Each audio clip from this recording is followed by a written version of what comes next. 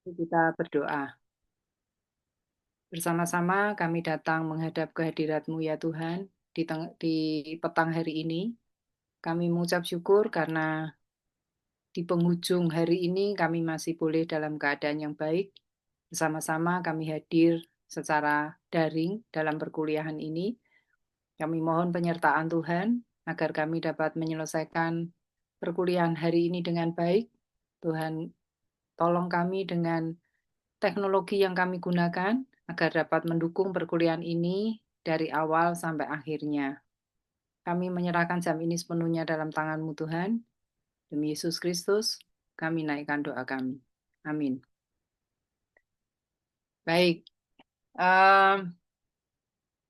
saya mau tanya dulu ya ke teman-teman. Kan kemarin mestinya sudah masuk ke kelas, ya.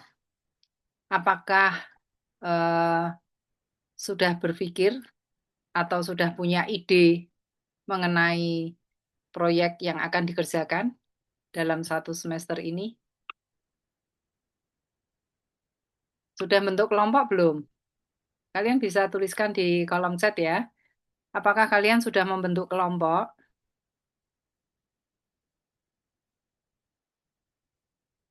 Oke, sudah. Baik. Baik, pertanyaan berikutnya. Kalian sudah punya ide bisnisnya? Ide usahanya apa? Belum? Ada yang sudah? Oke, belum. Ada yang sudah dapat ide. Baik. Untuk yang sudah dapat ide, siapa nih tadi ya yang sudah dapat ide? Mahardika. Mahardika, boleh open mic kalau bisa? Bisa, Ibu. Ya, udah ada ide ya. Idenya apa?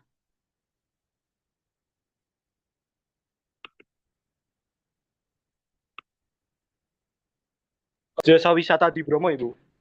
Desa wisata di Bromo. Oke, baik. Jasa wisata. Oh, jasa wisata di Bromo. Ya. Kemudian yang lain lagi siapa? Sebentar nih kok tampilan saya.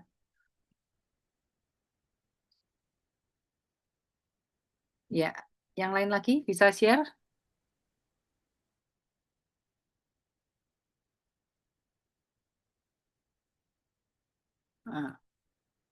Ah, ini Joshua. Joshua Tiljuir.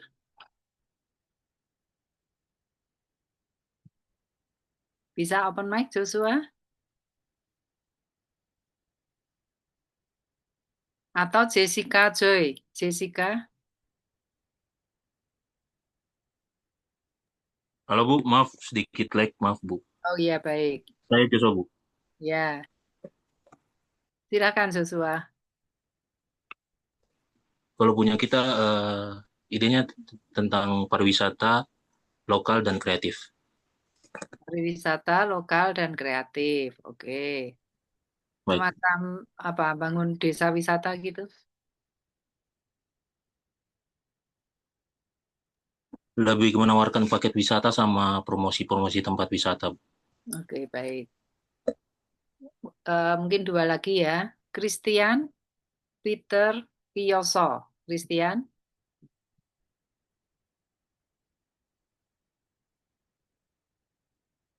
ada Christian?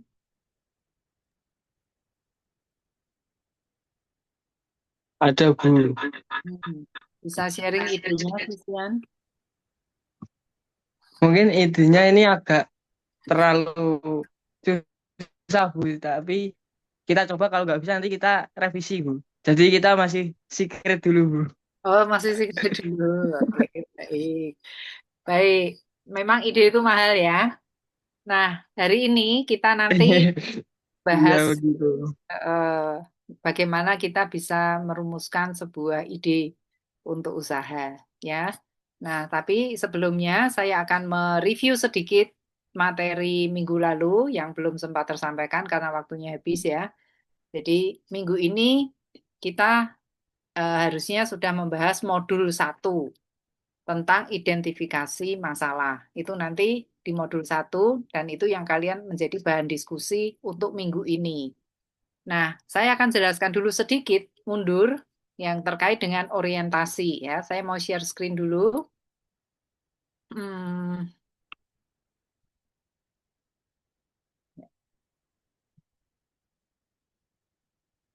Oke, sudah bisa dilihat ya.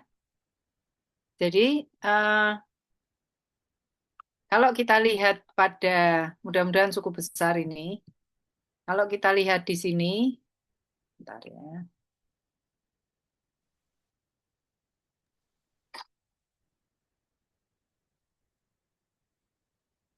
Oke, sebentar.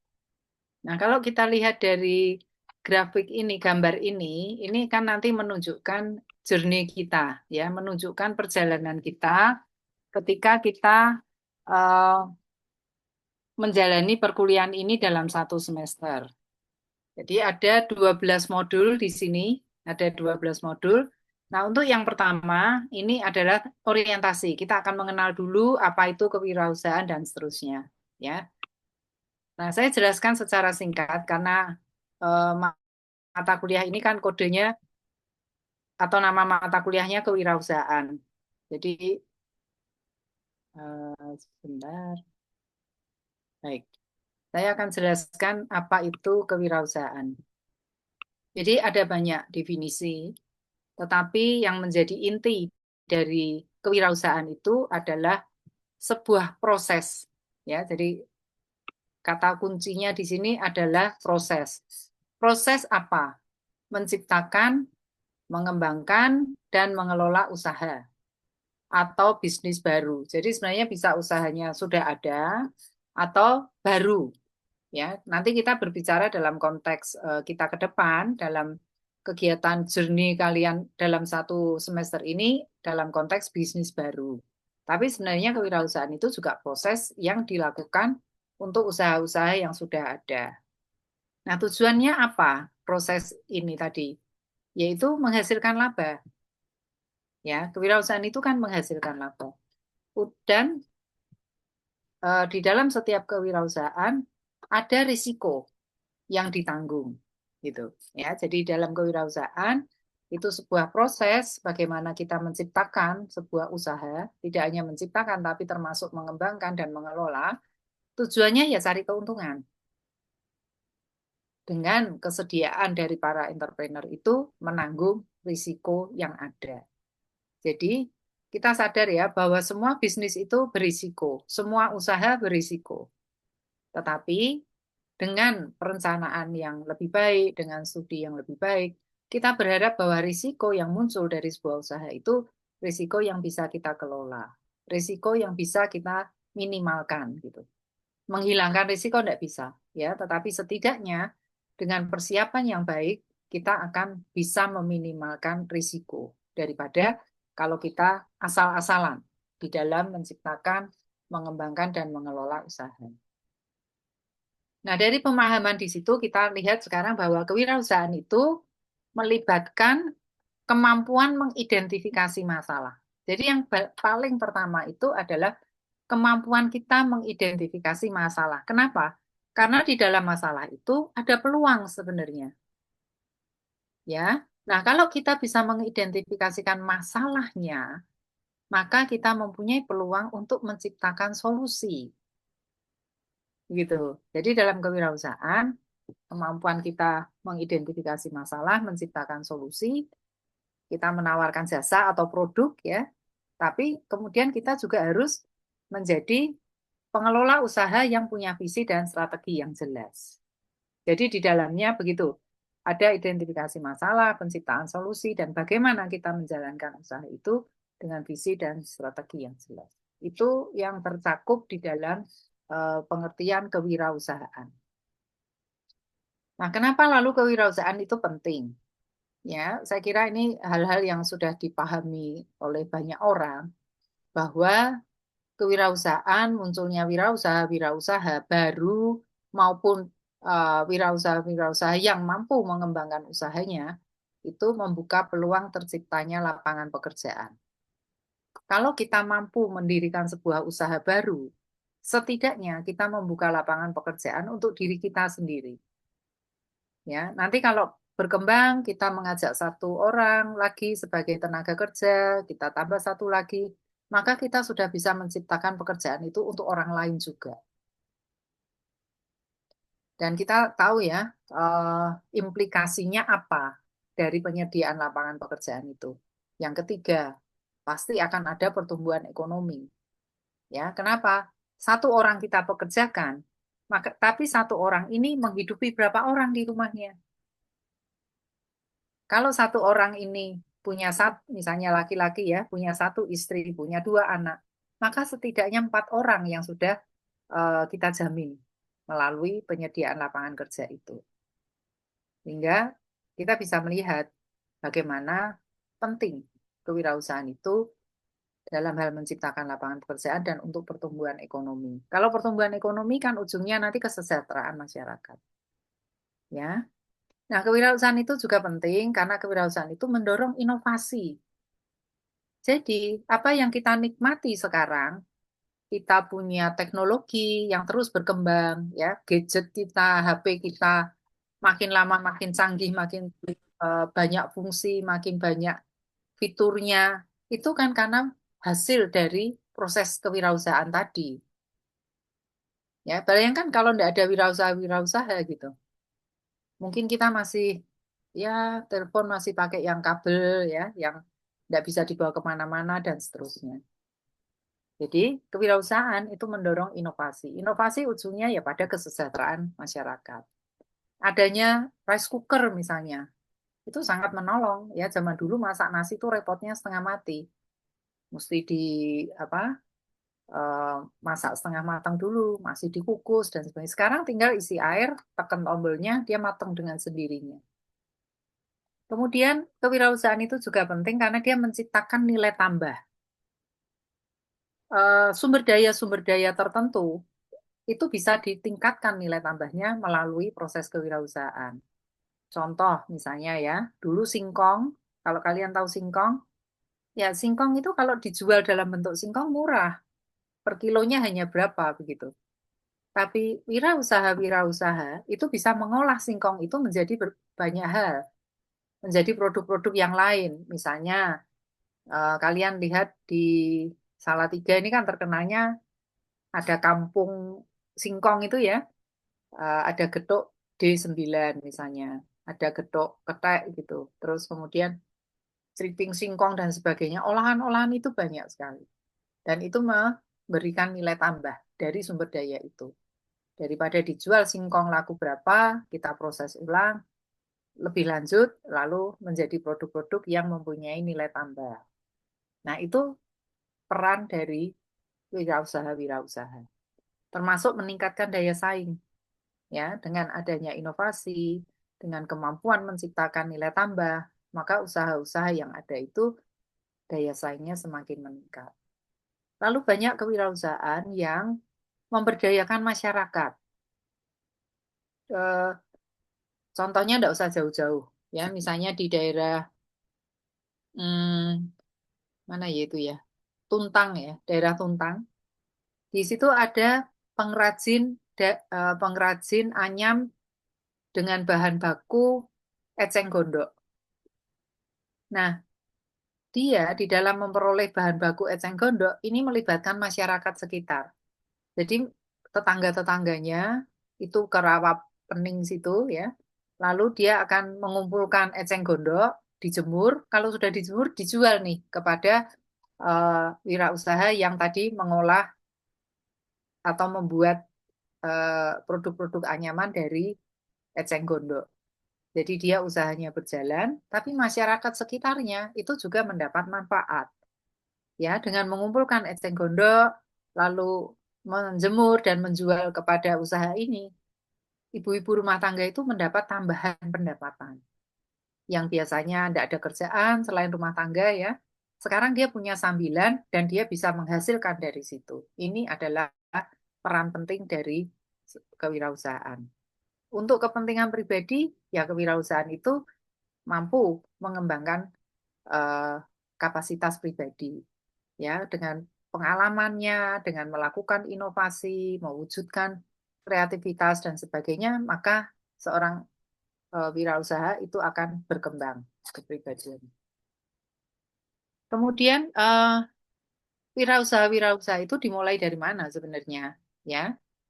Nah, kita tidak bisa memungkiri bahwa peran dari individu-individu atau keluarga-keluarga itu menjadi penting di dalam mendukung perkembangan sebuah usaha. Dan pada negara-negara di dunia ini ya, pada umumnya jumlah perusahaan keluarganya itu tinggi. Jadi di negara-negara berkembang apalagi. Di Indonesia saya tidak tahu pasti angkanya ya, tapi di seluruh dunia kalau di rata-rata itu jumlah perusahaan keluarga mencapai 80 sampai 90% dari seluruh perusahaan yang ada. Jadi tidak bisa dipungkiri ya bahwa usaha-usaha besar, eh, usaha-usaha yang mendukung perekonomian itu ada di keluarga-keluarga. Bahkan ada banyak perusahaan besar yang munculnya dari usaha keluarga, gitu. Jadi contoh ya, misalnya kalau di Indonesia itu kan kita punya Garuda Food misalnya. Garuda Food itu dulu mulainya ya kecil, ya pabrik kacang seperti Dua Kelinci. Kemudian kalau kita lihat Nyonya Menir, bukan Nyonya Menir, Jamu Sido muncul misalnya.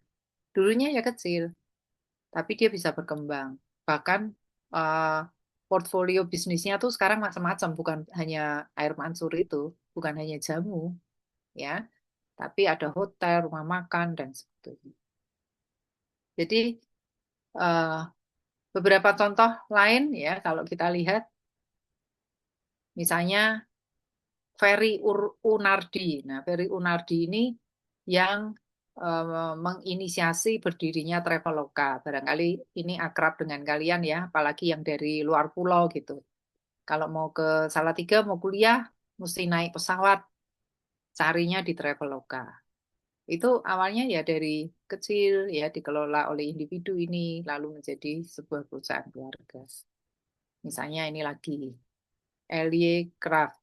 Ini diinisiasi oleh ibu rumah tangga yang dulunya bekerja di BUMN, ya, tapi dia keluar karena dia memikirkan keluarga dan hobinya.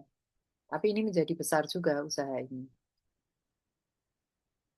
Nah, jadi ya kita bisa melakukan sebuah bisnis yang mungkin menemukan produk yang baru, ya, produk yang sangat eh, inovatif, produk yang sangat menarik orang masyarakat untuk membeli, bisa jadi kita di situ.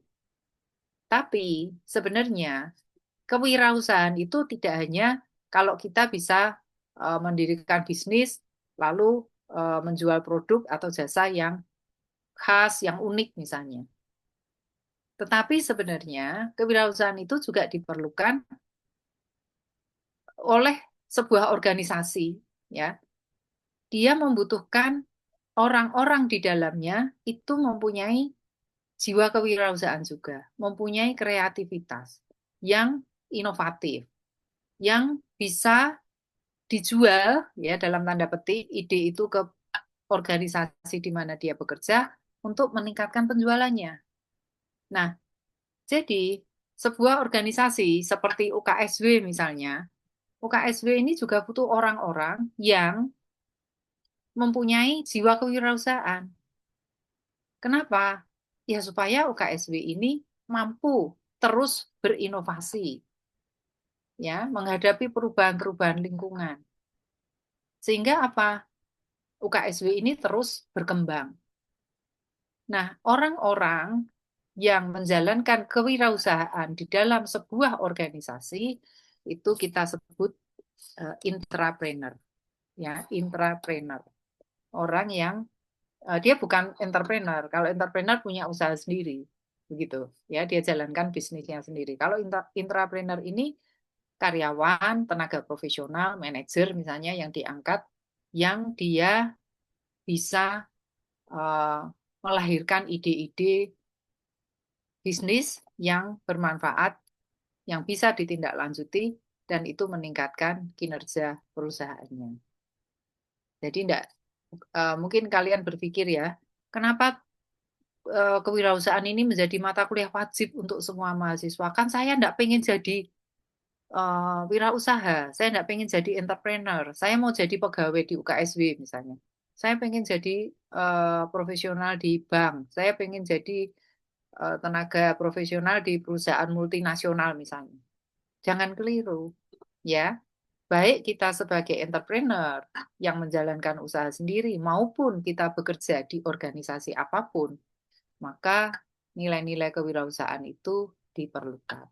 Kemampuan kita mengidentifikasi masalah, mencari solusi, ya, kemudian bagaimana kita mengelola dan menjalankan usaha itu dengan visi dan strategi yang jelas itu diperlukan. Apakah kita sebagai seorang wirausaha sendiri atau kita sebagai entrepreneur. Bayangkan aja kalau organisasi bisnis yang besar seperti Garuda Food misalnya di Indonesia ya, tidak ada inovasinya. Dari dulu sampai sekarang hanya jual kacang oven itu. Mungkin sudah mati kemarin-kemarin. Ya, tapi kan dia terus berinovasi. Garuda Food itu terus berinovasi. Bahkan sekarang bikin roti basah juga. Ya. Nah, supaya organisasi ini tetap hidup dan berkembang. Artinya apa? Di dalam sebuah organisasi pun kita membutuhkan nilai-nilai kewirausahaan tadi. Ini contoh, misalnya ada Tony Fadel ini. Ini kan dia yang merancang dan memimpin pengembangan iPod. Ini dilakukan ketika dia masih bekerja di Apple. Gitu, ya. Misalnya lagi siapa? Richard Montanex ini. Dia menghasilkan Cheetos nih ya. Saya yakin kalian suka Cheetos nih. Nah, dia mengeluarkan produk ini atau punya ide ini itu ketika dia bekerja di Frito-Lay. Jadi dia sebagai karyawan statusnya. Tapi dia bisa mempunyai kreativitas, dia bisa berinovasi, dan itu yang dibutuhkan bagi sebuah perusahaan atau organisasi apapun untuk bisa hidup berkelanjutan. Oke, sehingga dengan demikian kita simpulkan di sini ya, bahwa apapun pilihan karir kalian ke depan, mempelajari kewirausahaan itu sesuatu yang penting. Nah, ciri-ciri umum apa yang dimiliki oleh pemimpin? Ya, ada banyak ya.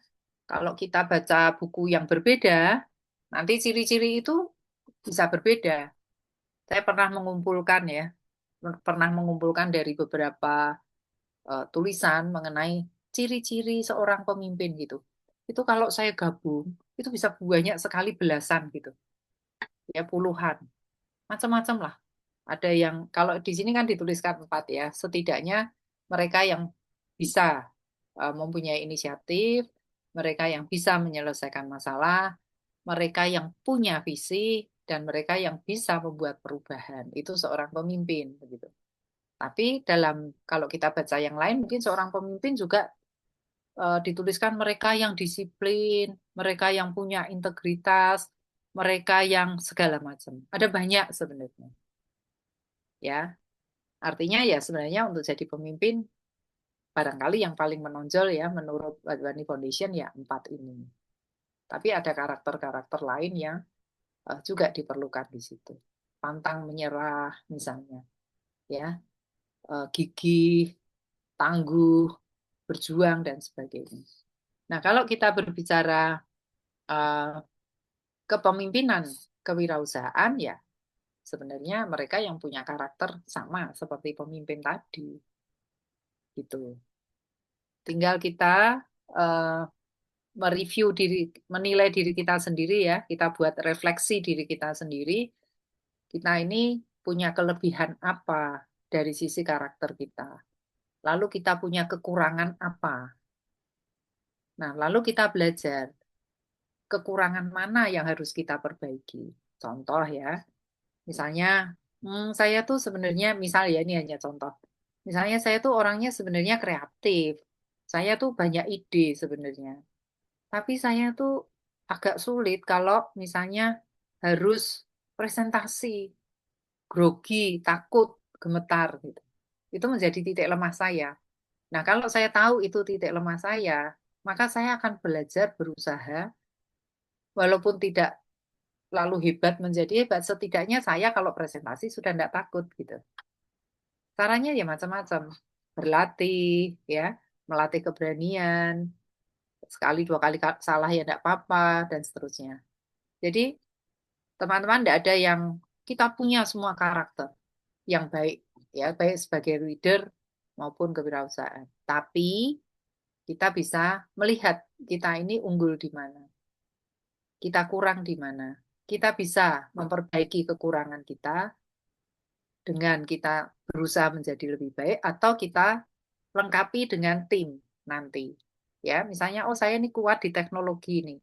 Saya bisa merancang produk, saya bisa mendesain sebuah produk, tapi saya itu orangnya pendiam, kalau suruh jual tidak bisa. Nah, mungkin saya bisa berpartner dengan orang yang punya relasi banyak, yang super, yang pintar jual, dan seterusnya. Ya, gitu ya. Uh, jadi melihat manfaat tadi, peran dari kewirausahaan, maka kalau kita lihat kondisi Indonesia, maka kita masih perlu banyak wirausaha-wirausaha. Ya, kita perlu banyak. Kalau ada orang mengatakan belajar kewirausahaan itu hanya diperlukan untuk mereka yang mau jadi wirausaha, sebenarnya salah. Ya, tidak begitu. Tadi sudah saya jelaskan, ada entrepreneur, ada intrapreneur. Hmm, ya. Nah, artinya semua jabatan di masa depan, baik kita sebagai pengusaha mandiri, kita bekerja di lembaga pemerintahan, kita bekerja di perusahaan swasta, semua perlu. Ya, kita perlu memiliki kepemimpinan kewirausahaan ini. Nah, bagaimana cara kita membangun entrepreneurial leadership skill? Ya, ini ya kalau katanya siapa nih? Masih ingat ini siapa? Ini gambar siapa nih? Foto siapa? Dia mengatakan inovasi itu yang membedakan antara seorang pemimpin dan seorang pengikut gitu. Ya. Jadi kunci utamanya adalah inovasi. Ups. Kunci utamanya adalah kemampuan kita melakukan inovasi. Tapi tidak berhenti sampai di situ ya. Jadi kita harus mampu mengintegrasikan antara inovasi, kepemimpinan, dan pengambilan keputusan yang efektif.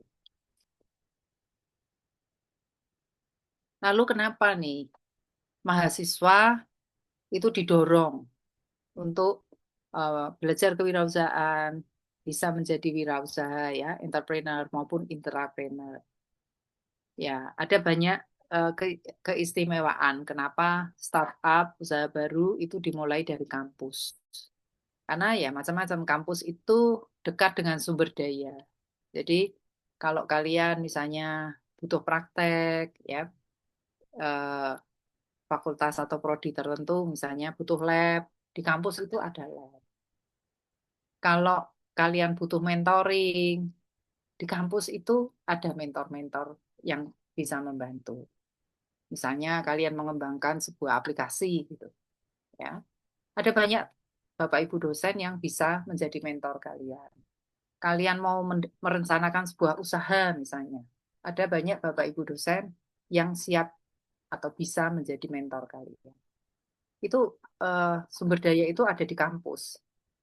Lalu kalian sebagai mahasiswa itu anak-anak muda yang apa ya punya kesempatan besar untuk bermimpi dan merealisasikannya. Banyak ide-ide bagus, ide-ide baru, ide-ide menarik yang muncul dari mahasiswa gitu. Ya. Kemudian karena kampus itu juga biasanya karena tadi ya menyediakan banyak sumber daya dan fasilitas dan sebagainya, maka kampus ini seringkali menjadi inkubator bisnis. ada kesempatan berjejaring ya melalui kampus dan mestinya ya kegiatan ini menjadi menyenangkan di kampus. Nah, kalian memulai dari kemarin ya, MU 118, karakter apa yang dibutuhkan itu kalian sudah pelajari di MU 118, di MU 119 nanti bagaimana kita mencoba mempersiapkan sebuah usaha. Oke, ini contoh-contoh startup yang dimulai dari kampus. Kalau yang kotak biru F ini apa? Kalian tahu nih logo apa? Facebook. Facebook. Logo Facebook, Bu. Facebook. Iya, Facebook. Facebook. Ya, terus kalau yang paling kanan ini apa? Google. Google, Bu. Nah, Google, Bu. baik. Lalu ada Kaskus juga di sini. Jadi ini semua mulai dari kampus gitu. Ya, dan saya, kami, UKSW ini berharap dari kalian akan muncul startup baru yang bisa mewarnai dunia bisnis di Indonesia. Syukur-syukur ada yang menjadi global. Bukan tidak mungkin, ya semuanya mungkin. Hanya kita mau atau tidak mencoba terus, kita mau atau tidak berusaha. Ya, ini contoh. Ini bagian pertama materi kita terkait orientasi ya. Setidaknya dari sini kalian tahu apa itu kewirausahaan, peran pentingnya apa, ya kenapa dia dimulai dari kampus. Itu kalian sudah memperoleh. Ada pertanyaan dari sini? Sebelum saya lanjutkan ke M1, itu tadi M0. Belum, Bu. Belum ya. Nanti kalau ada ditulis ya. Atau raise hand. Baik, Bu. Oke, saya akan share screen untuk yang kedua. Nah, ini bagian penting yang minggu lalu saya Ibu, saya katakan. mau bertanya, Ibu. Oh ya, boleh, silakan. Ya, perkenalkan Ibu, nama saya Tadi Sulistiono dengan NIM 21 2024 021. Tadi kan terkait tentang kewirausahaan gitu ya, Bu ya. Tadi kan dikatakan bahwa eh, kita harus mengusahakan sesuatu atau apa menciptakan nilai tambah begitu. Kalau saya itu kan pemula Ibu, misalnya saya menjadi pengusaha, langkah apa yang saya harus lakukan? Kan kalau wirausaha itu harus butuh modal, terus nanti kalau gagal bagaimana? Itu kadang-kadang yang membuat misalnya saya itu wah kalau banyak berpikir gitu loh Bu. Bagaimana kunci sukses eh, di dalam berwirausaha tersebut kita melihat bahwa tidak semua yang kita usahakan itu berhasil gitu loh Bu. Terima kasih Bu. Ya, baik. Ini pertanyaan yang bagus ya. Jadi memang kita menyadari bahwa untuk tadi yang saya katakan di awal bahwa setiap usaha itu punya risiko. Dan risiko dari sebuah bisnis itu ya rugi, gitu ya. Lalu apa nih yang harus kita lakukan? Setidaknya supaya kita bisa uh, mengelola risiko itu ya, meminimalkan risiko dari sebuah usaha. Apa yang harus kita lakukan? Nah, saya izin share screen dulu.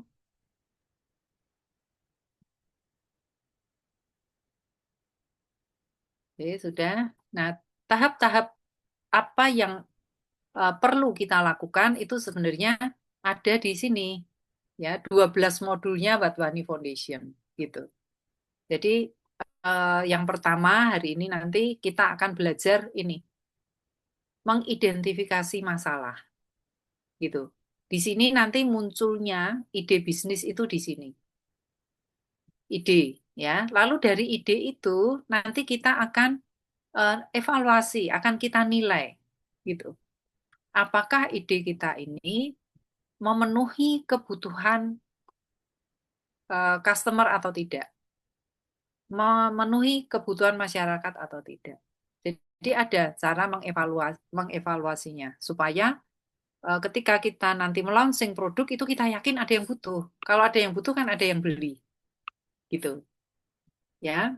Jadi ini tahap-tahapannya. Gitu. Sampai nanti kita lihat persaingannya siapa. Bagaimana kita menilai setelah produknya jelas ya, oh menurut kita ada kebutuhan, nanti kita akan menilai, ada enggak pasarnya, yang butuh berapa banyak. Ya, jangan-jangan ada yang butuh tapi sedikit, begitu. Nah, kalau itu sudah semua, nanti kita bicara prototipe produknya. Jadi yang kita bayangkan produk kita, jasa kita itu nanti kayak apa wujudnya. Jadi ada tahap-tahapannya ya, termasuk bisnis modelnya gimana. Kita mau jual lewat apa nih produk kita?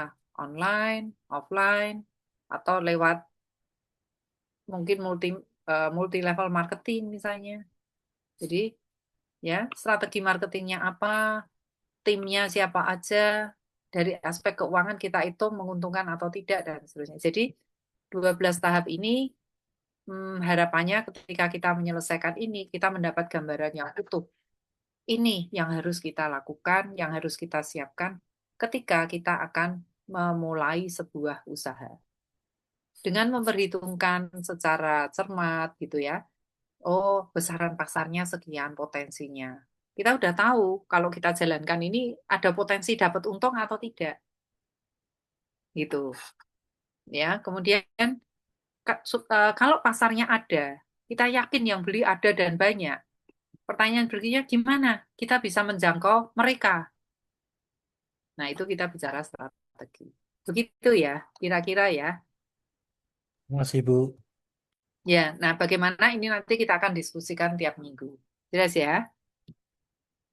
Kita mulai dari yang pertama tadi. Ketika kita mau memulai sebuah usaha, sebenarnya mulai pasti dari kita usaha apa ya, gitu. Bentar. Ya, kita pasti berpikir jual apa ya, atau kita produksi apa ya, gitu. Nah, melalui platform ini, kalau dari Wadwani Foundation, kita disarankan nih, di dalam menemukan ide bisnis itu, kita menggunakan cara pandang makro di sini. Ya, kalau makro itu artinya kita melihat dulu secara luas. Nih, kalau di sini penjelasannya analisis yang menyeluruh terhadap kondisi ekonomi, industri, dan tren pasar yang berdampak pada masyarakat. Jadi kita lihat dulu skala besarnya. Kondisi ekonomi kita itu seperti apa? Ya, industri yang ada seperti apa? Tren pasarnya seperti apa? Itu kita lihat dulu. Nah, dengan memahami itu, ya, maka kita dapat lalu nanti mencarikan solusi yang bernilai tambah.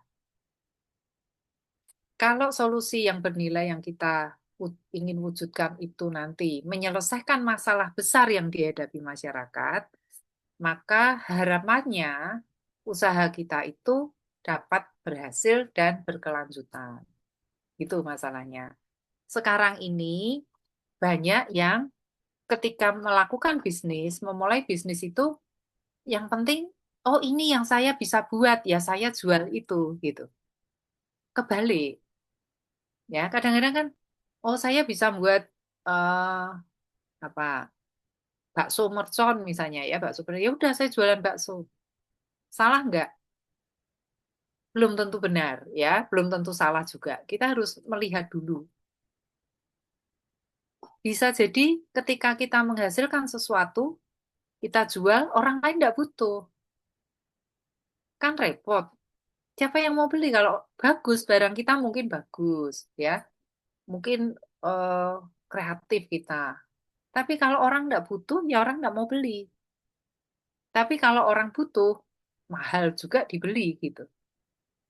Nah, bagaimana supaya kita bisa eh, apa ya memperoleh ide bisnis yang berpotensi bagi kita untuk menciptakan solusi bernilai dan berkelanjutan? Kita gunakan dulu, kita lihat dulu analisis kondisi ekonominya, industrinya, dan tren pasarnya. Intinya begitu, ya.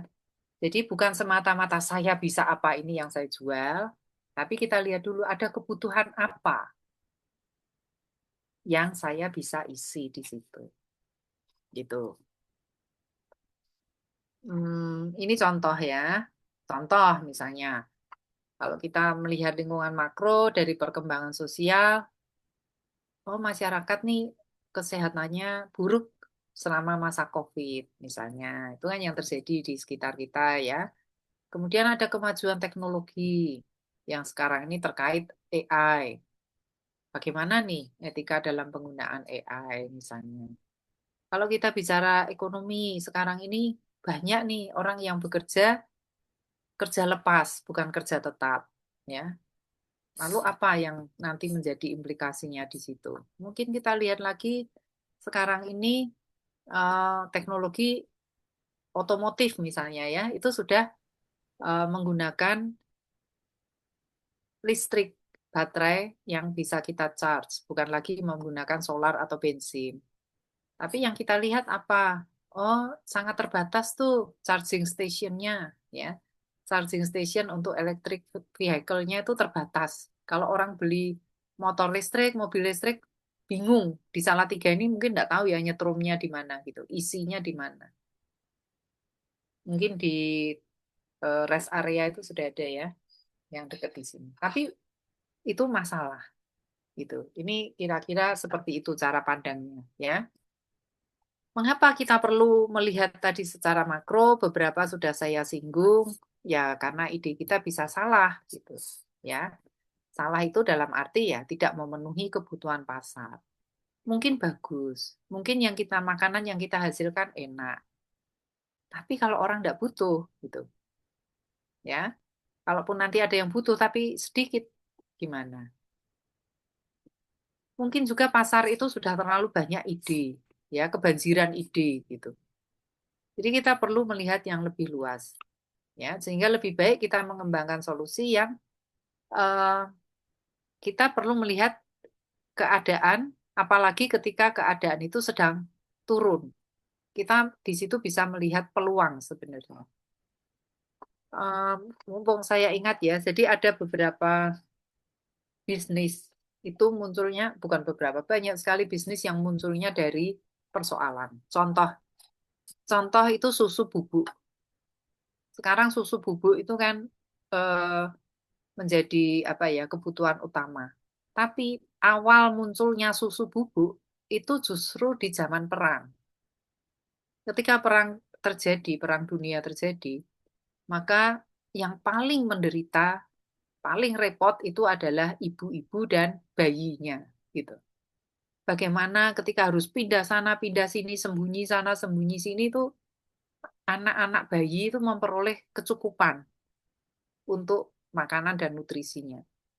Lalu ada orang yang melihat peluang itu ya kalau bawa susu sapi itu sebentar rusak. Itu.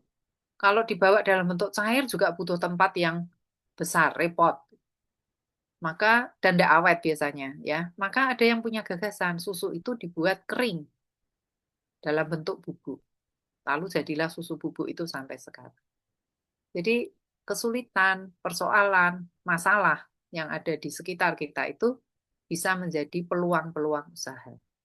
Ya.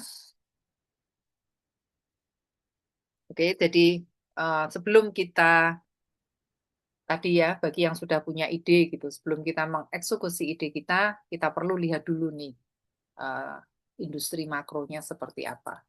Kalau kalian yang belum punya ide, nanti bisa saja mengikuti tahapan-tahapan berikut. Jadi eh, dalam hal ini kita perlu ya melihat makronya seperti apa, kemudian nanti kita lihat industri-industri mana yang eh, ada persoalan di dalamnya, lalu apa yang bisa kita berikan sebagai solusinya. Contoh ini perubahan iklim, kita lihat ya sekarang ini menjadi isu yang utama. Nah, apa sebenarnya kalau kita melihat perubahan iklim itu? Apa yang bisa kita lakukan pada level kita? Ya, itu eh, kalau orang bicara loh, saya kan bisnis harus sesuai passion katanya. Ya enggak apa-apa. Ya, kita lihat lingkungan makro, lalu bisa enggak itu kita bawa ke level personal kita. Kalau ini tadi perubahan iklim ini menjadi isu yang menarik kita, maka persoalannya kita bisa melakukan apa nih? Ya, sesuai minat kita. Oh, kalau saya pertanian misalnya, saya akan nih lebih banyak ini bercocok tanam misalnya, ya. Kalau misalnya saya eh, lebih suka di bidang pendidikan, ya mungkin saya lalu akan melakukan program-program edukasi tentang kesadaran lingkungan, ekonomi hijau misalnya, ya, dan seterusnya. Produk-produk hijau, bahkan kan sekarang macam-macam ya, ada akuntansi hijau, ada manajemen hijau gitu. Tergantung ya kita ini senang atau kita passion kita itu di mana. Isu yang global tadi, isu yang makro tadi bisa kita bawa ke level-level kita.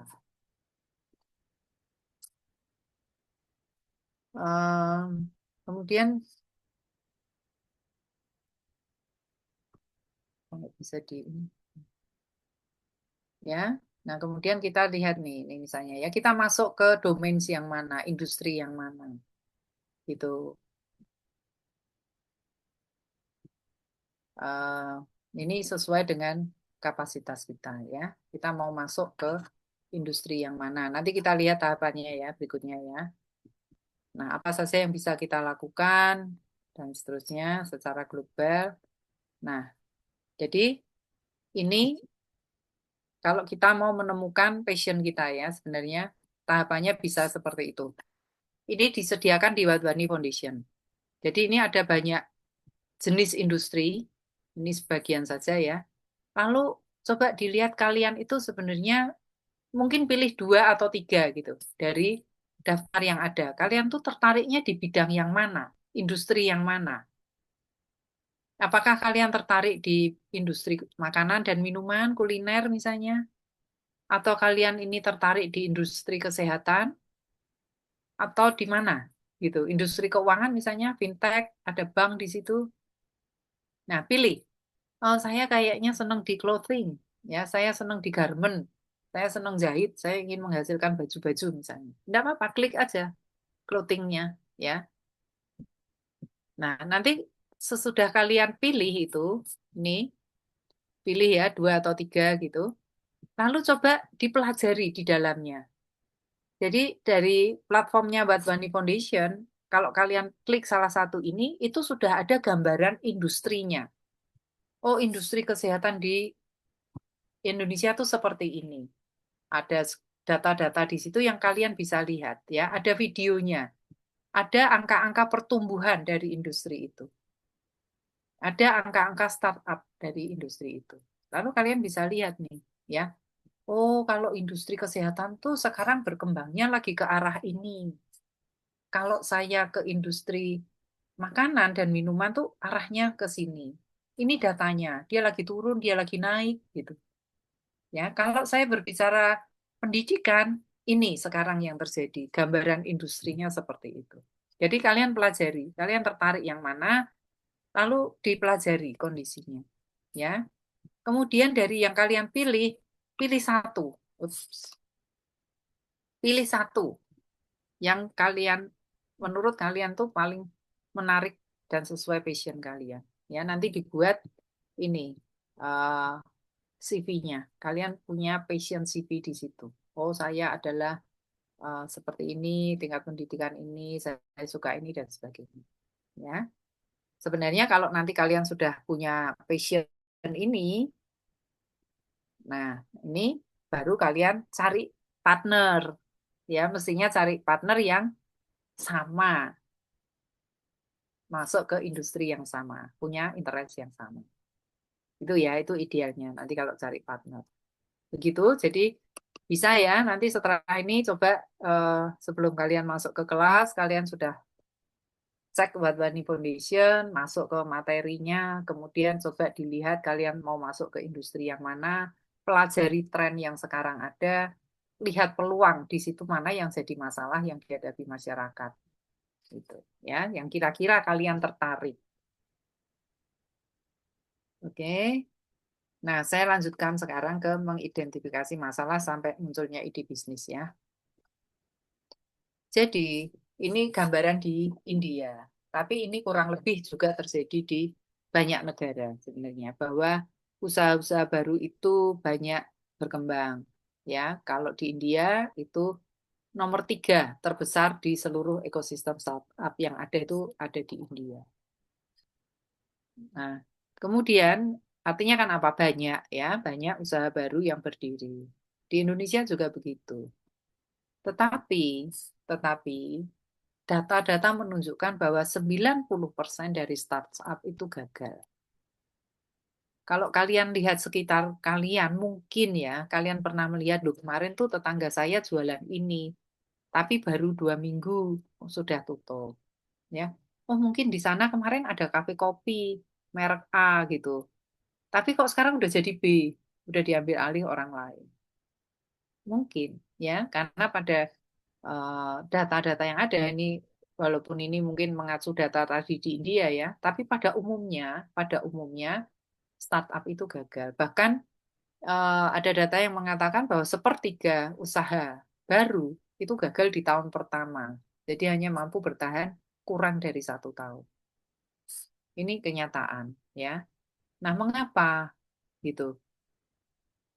Ada banyak hal sebenarnya ya yang menyebabkan sebuah usaha baru. Sebenarnya usaha baru itu benar-benar baru, kita belum punya lalu kita punya ya. Tapi bisa juga dari tadi usaha yang sudah ada lalu kita mengembangkan usaha itu. Misalnya saya sudah punya usaha A, jual produk A, lalu saya tambah dengan A plus misalnya, B plus, belum tentu laku gitu. Dan itu dialami oleh perusahaan-perusahaan besar juga, ya, bukan hanya kita, bukan hanya usaha-usaha baru, gitu. Apa yang menyebabkan banyak usaha baru, baru itu betul-betul yang dimulai dari nol maupun usaha yang sudah ada tapi masuk ke produk baru atau ke bidang usaha yang baru, ya. Karena yang pertama adalah perbedaan atau diferensiasi dengan produk lainnya tidak jelas. Ya, apa yang membuat produk kita ini unik? Apa yang membuat produk kita itu berbeda dengan produk yang lain? Tidak ada. Nah, kalau itu repot gitu. Bagaimana kita mau menarik orang beli ke kita kalau produk kita sama aja dengan yang lain? Orang pasti cari yang deket aja lah gitu. Ya, saya ngapain pergi jauh-jauh ke rumahnya, ke tokonya Bukomala di sana? Kalau di sini aja ada. Itu penyebab yang pertama. Ya, diferensiasinya tidak jelas. Ada lagi yang menyebabkan unit ekonomi yang lemah. Gitu. Ya, barangkali ini eh, faktor ekonomi ya. Tetapi kita bisa melihat kalau produk kita ini menyasar ke kelompok yang mana gitu. Segmennya harus jelas. Jangan-jangan kita salah segmen. Ya, kemudian tim. Jadi timnya kurang saling melengkapi misalnya. Saya pintar menghasilkan produk tapi saya tidak bisa jual. Itu butuh tim. Ya, saya senangnya produksi gitu. Tapi kita butuh marketingnya dan seterusnya. Jadi tim. Kemudian usaha itu juga gagal pada umumnya karena kekurangan kas.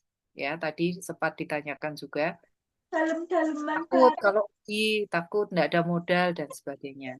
Nah, kekurangan uang, kekurangan dana itu bisa menyebabkan kegagalan usaha. Lalu bagaimana gitu ya? Ya nanti ketika kita belajar di aspek keuangan. Ketika kita menghitung modal, itu sesungguhnya apa saja komponennya. Di dalam komponen modal itu sebenarnya ada modal kerja. Kebanyakan orang tidak memperhitungkan ini gitu, sehingga ya itu tadi ketika sedang menjalankan usaha tiba-tiba kehabisan dana dan harus tutup. Karena di perhitungan awalnya barangkali kurang ya. Kemudian, nah sebab yang paling besar itu ya tadi orang tidak butuh gitu. Menurut kita bagus, menurut kita penting, belum tentu menurut orang lain. Itu idenya ya. Nah, bagaimana solusinya itu kita eh, untuk sebuah masalah. Jadi kembali kita harus mampu dulu mengidentifikasikan masalah, masalah itu harus yang cukup besar. Lalu kalau kita memberi solusi, solusi itu juga solusi yang baik gitu. Maka dia akan berdampak besar, potensinya besar. Oke, jadi kenapa kita memahami masalah dulu? Ya, karena pemecahan masalah itu kunci dari eh, kepemimpinan. Kita tidak bisa memecahkan masalah kalau kita tidak tahu masalahnya. Makanya kemarin ketika Fakultas Ekonomi dan Bisnis mengadakan rapat kerja, rektor memberi sambutan lalu mengatakan ya kita sekarang harus mengarahkan pembelajaran kita ke problem based learning. Jadi bagaimana pembelajaran itu berbasis masalah, ya. Karena menemukan masalah itu sesuatu gitu sebenarnya. Tidak gampang kita menemukan masalah. Apalagi mencari solusinya. Kalau tidak jelas masalahnya, solusinya bisa salah. Jadi memahami masalah itu penting bagi startup. Kemudian eh, masalah itu juga menjadi landasan dari inovasi. Kalau kita tahu persis masalahnya, kita carikan solusi, itu menjadi sumber dari inovasi kita. Ya, banyak masalah, banyak orang melihat masalah dengan tidak tepat. Lalu perbedaan antara apa yang dipikirkan dengan masalah sesungguhnya dan alasan apa yang dibayar konsumen itu kadang-kadang kita salah menilai. Oleh karena itu, memahami masalah, kemampuan kita mengidentifikasi masalah itu menjadi penting. Jadi bagaimana ini ya, mengubah fokus kita. Jadi bagaimana kita berubah? Kita jangan gini, oh saya akan membuat aplikasi yang hebat gitu. Nah, kalau kita berpikirnya dari situ, maka persoalannya belum tentu tadi orang lain butuh. Hebat menurut kita gitu. Ya, kita harus berpikir ini sebaliknya, bagaimana kita lalu menjajaki apa sih yang dibutuhkan oleh masyarakat, apa yang dibutuhkan oleh calon pelanggan gitu. Itu yang harus kita pikirkan. Ketika kalian punya, oh kami mau di sektor pariwisata gitu. Tadi ya beberapa mau ke sektor pariwisata. Saya mau jual paket-paket nih, saya mau jual jasa itu. Kalian berpikirnya dari mana? Dari ini atau dari yang ke ini? Kalian mulainya itu menjajaki dulu kebutuhan orang, kalau berwisata itu apa? Atau itu sebenarnya, kayaknya ini bagus ya kalau kita punya ini. Yang mana? Itu penting. Ya, dan kita mesti fokus pada melihat masalah, melihat adanya kebutuhan. Baru kita cocokkan dengan ide kita. Bukan ide kita lalu yang oh ini bagus, ini pasti dibutuhkan. Belum tentu. Ada banyak produk gagal. Saya beri contoh misalnya nasi instan. Dulu itu keluarannya mana ya? Mungkin Indofood kalau tidak salah. Indofood tuh pernah mengeluarkan nasi instan.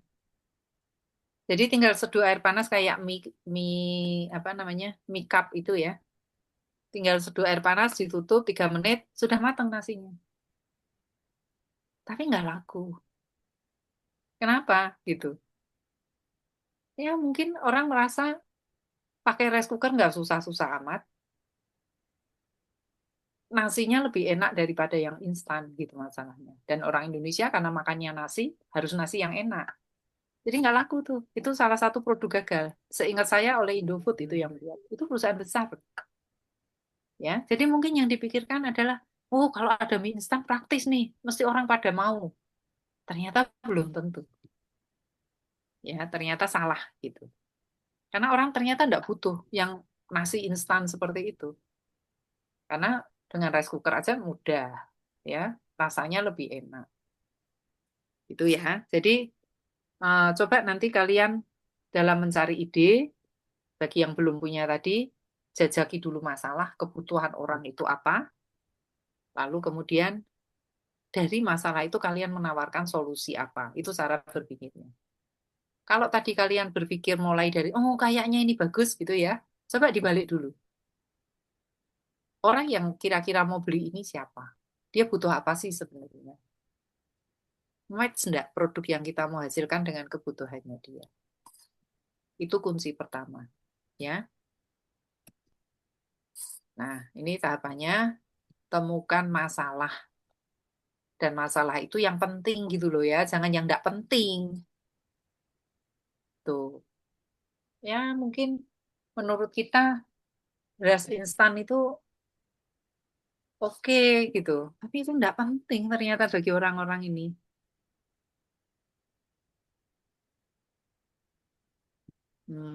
Kemudian ide itu muncul dari mana? Ya.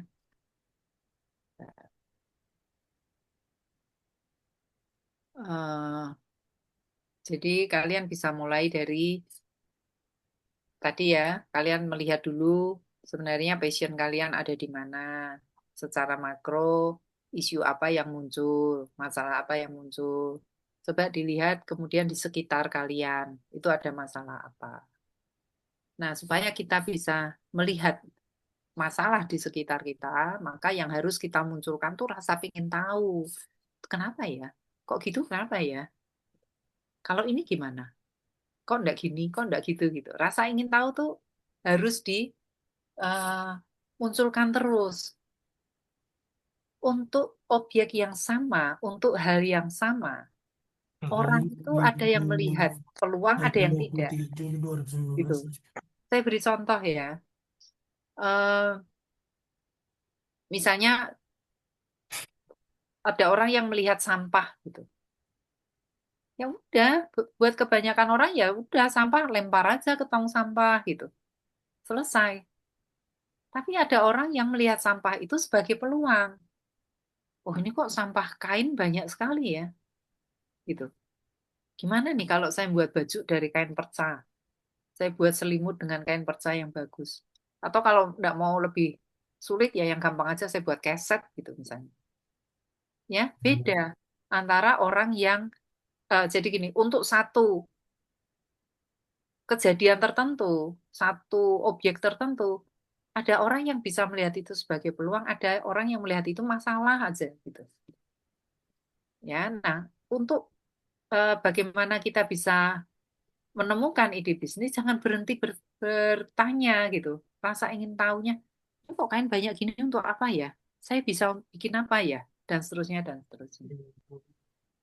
Ya, mengapa tidak gitu? Kok mengapa tidak dibuat ini ya? Mengapa tidak dibuat itu ya? Kenapa dibuang ya? Gitu. Itu salah satu ya cara untuk melihatnya. Kemudian ini tidak usah lah ya. Nah, jadi mengidentifikasi masalah ada langkah pertama dalam menyelesaikan masalah. Tadi yang saya bilang ya, eh, ide bisnis kita itu harusnya mampu menyelesaikan masalah tertentu yang dihadapi oleh calon pembeli kita. Nah, bagaimana kita bisa mencarikan solusi itu? Ya, kita harus identifikasi dulu masalahnya apa. Oke, ini menjadi dasar untuk keputusan dan tindakan selanjutnya. Oke. Jadi bertanya terus dengan kritis ya, kok gini, kalau ini gimana, dan seterusnya ya. Itu salah satu caranya. Nah, yang penting adalah jatuh cinta dengan masalahnya, bukan solusinya. Jadi jangan solusi dulu, akar masalahnya itu loh apa. Saya beri contoh ya dari kasus yang kemarin, jadi tahun semester lalu itu kan ada juga MU 119. Saya beri contoh bagaimana kita mengidentifikasi masalah yang tidak sampai ke akar masalah. Gitu. Contoh ya, sebenarnya udah bagus mulainya. Latar belakangnya tuh mulai dengan tingginya angka penduduk yang mengalami obesitas, kegemukan. Kemudian ada angka-angka mengenai penderita diabetes. Lalu dari situ kan disimpulkan bahwa sebenarnya ada pola makan yang kurang sehat. Lalu ide bisnisnya, solusi adalah membuat makanan sehat yang aman ya dikonsumsi oleh penderita diabetes dan orang-orang mencegah obesitas. Sepertinya itu oke gitu.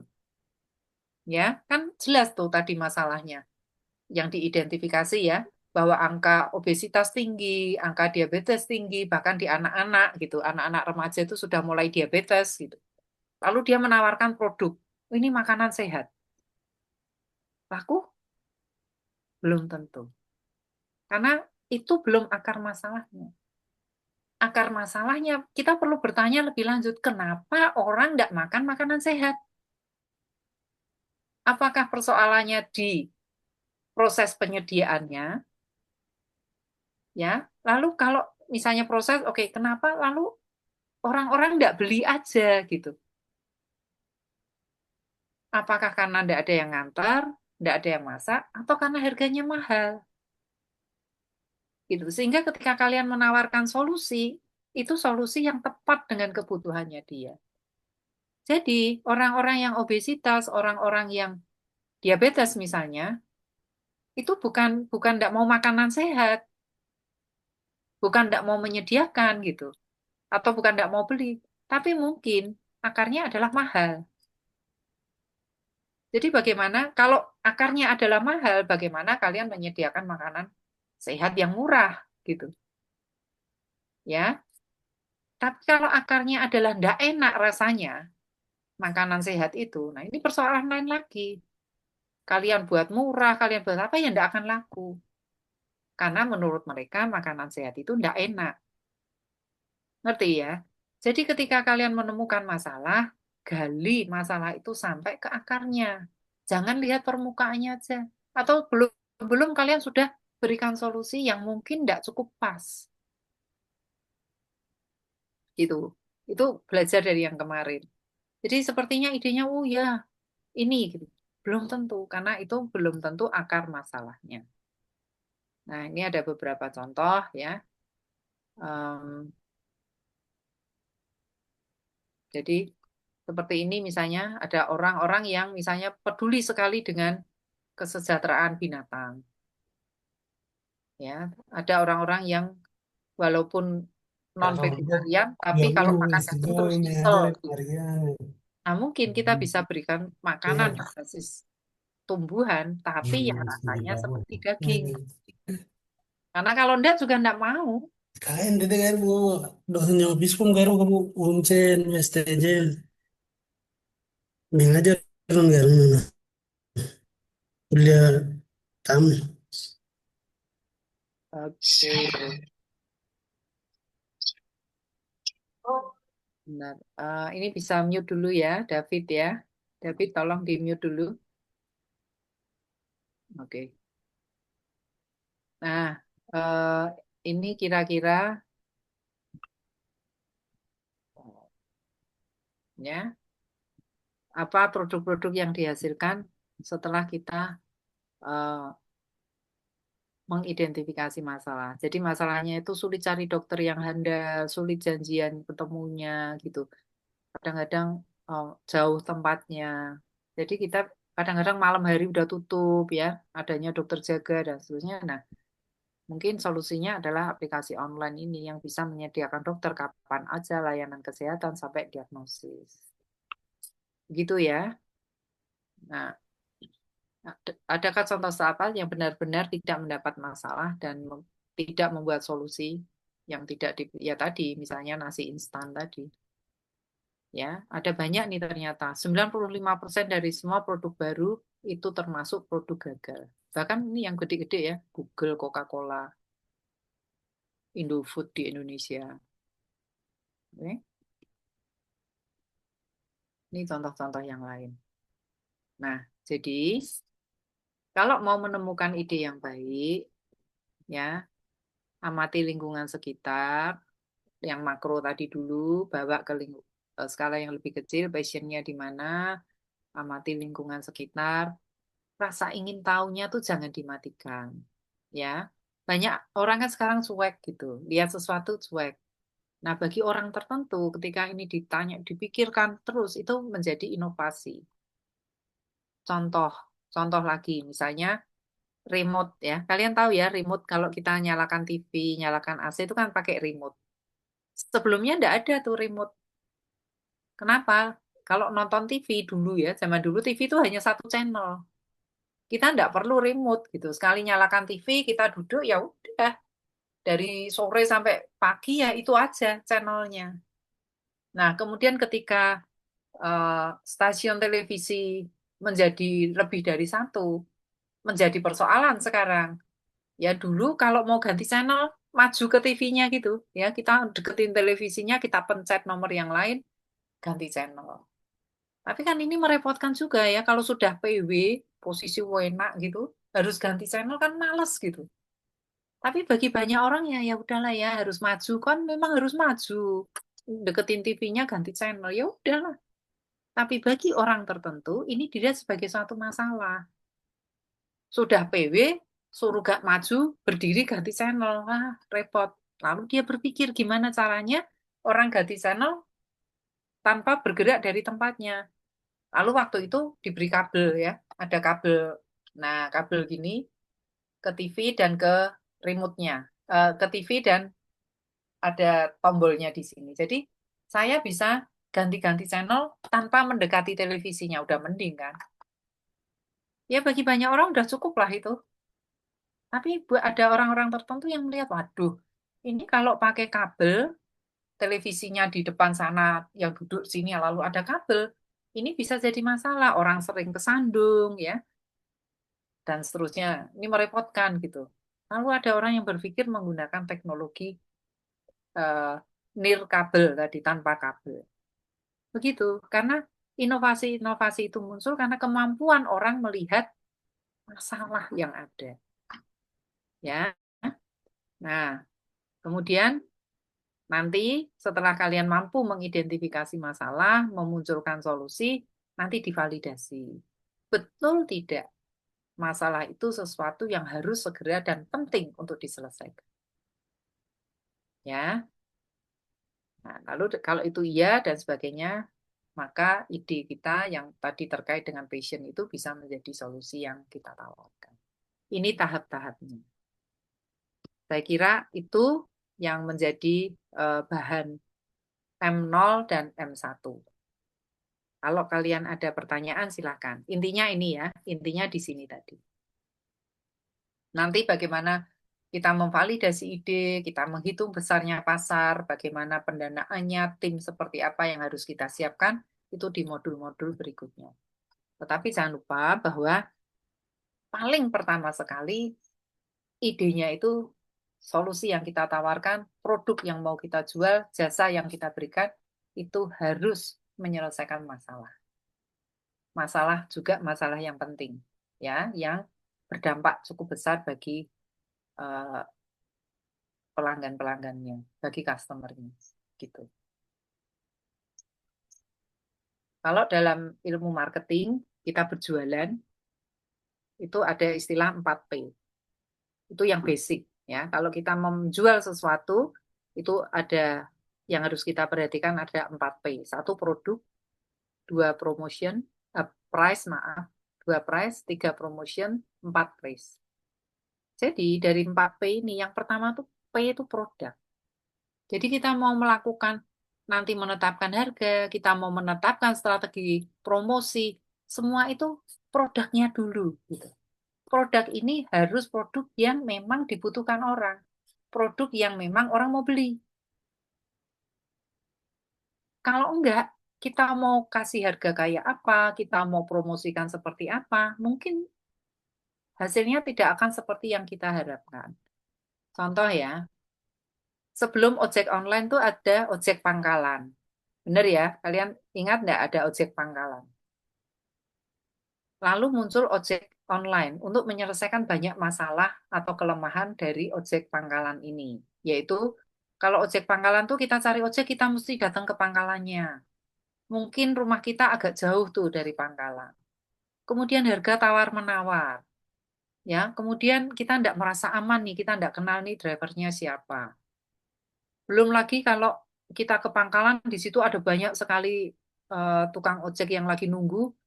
Kalau perempuan mungkin banyak diganggu misalnya kayak gitu. Jadi tidak nyaman.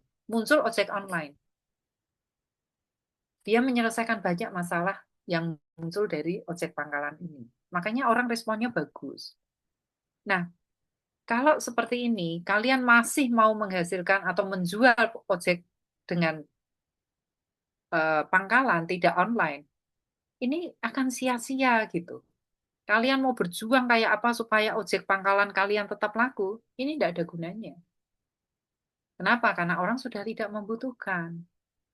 Ya, kalian mau promosi, pasang IG di mana-mana misalnya, orang akan pilih yang online aja, yang tinggal pencet tombol, motornya datang sampai rumah.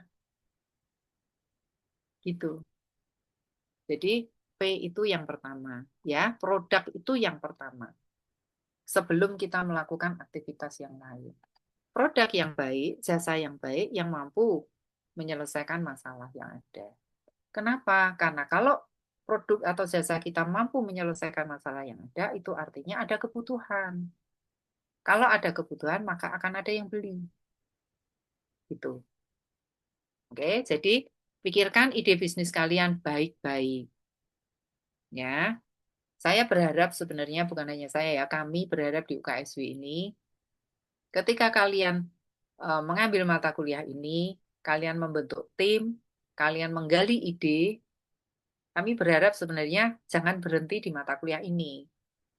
Apakah kalian nanti mau lanjutkan sendiri, ya, atau tetap dengan timnya, lalu nanti diikutkan kompetisi, diikutkan inkubasi, supaya harapannya ketika kalian eh, selesai kuliah di sini ataupun masih dalam kuliah itu kalian sudah bisa menjalankan usaha, memulai sebuah usaha. Harapannya seperti itu.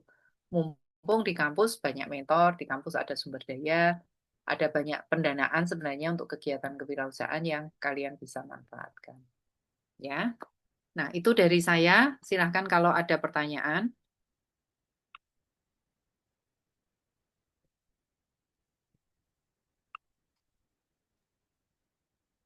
Ada?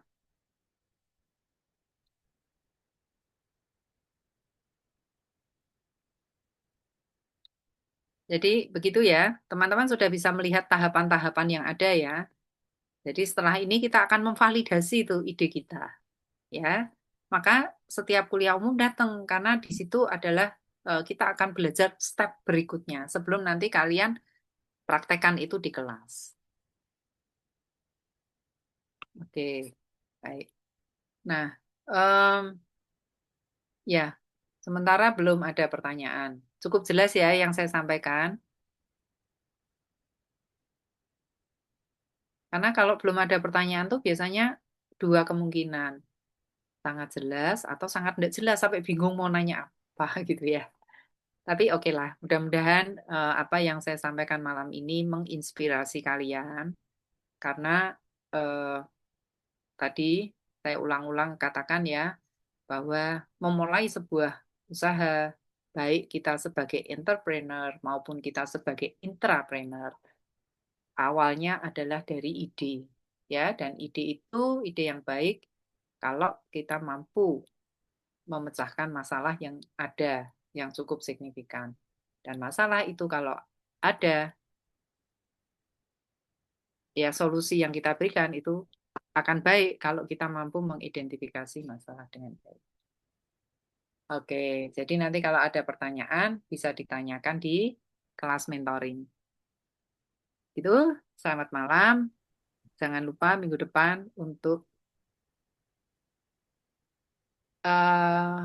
link absen Zoom apakah kali ini apakah akan dikirim di sini ya. Nanti kita kirimkan ke dosen masing-masing ya, akan di-share ke grup masing-masing. Gitu? Ya, Tera, boleh silahkan.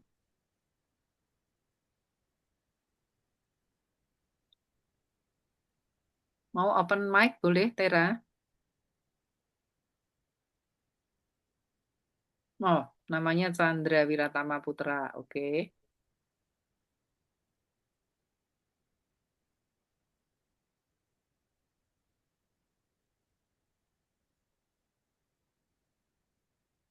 Mm-mm. Tugas 1.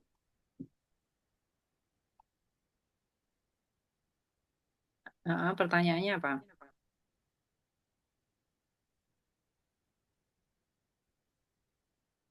Oke, baik. Untuk setiap tugas, batas penyerahannya ini diatur oleh masing-masing dosen kelas ya. Begitu. Jadi tolong dikoordinasikan dengan dosen kelas masing-masing untuk tiap batas penyerahan. Karena apa? Karena kelasnya itu ada yang hari Selasa, ada yang hari Jumat gitu. Jadi kalau saya buat tanggal yang sama nanti agak repot. Karena ada yang kuliah Selasa, Rabu, ada yang Kamis, ada yang Jumat. Jadi tolong dikoordinasikan dengan dosen pengampu masing-masing. Oke, cukup ya. Selamat malam, selamat beristirahat. Sampai bertemu dalam kuliah di kelas masing-masing. Sampai bertemu di kuliah umum bersama ini. Selamat malam, Tuhan memberkati kita semua. Tuhan Yesus memberkati. Terima kasih Bu. Makasih Bu, makasih Bu. Terima kasih Bu. Makasih Bu, terima kasih banyak Bu. Makasih Bu. Makasih Bu. Ayo. Terima kasih Bu. Makasih Bu, makasih Makasih. Bu. Terima kasih Bu. Terima kasih Bu. Terima kasih semua. Thank you very much Bu. Terima kasih Bu. Makasih Bu. Makasih. Makasih Bu, makasih Bu. Terima kasih. Ibu, selamat malam.